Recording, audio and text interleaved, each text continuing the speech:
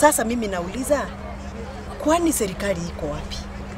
Kwani hao watu tumeajiri wawe watu wa national intelligence wanafanya kazi gani?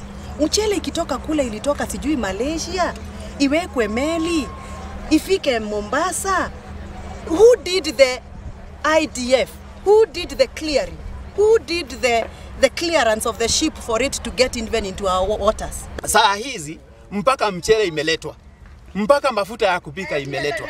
Hiyo mchele hata sio mchele mzuri, nasikia kwanza ni mchele mbaya. Lakini hata tusiongee mambo ya mchele mbaya, tuongee kwa sababu sasa mchele imekuja. Wale watu wako Mwea watakuwa wanakuza nini? Wale watu wako Kano watakuwa wanakuza nini?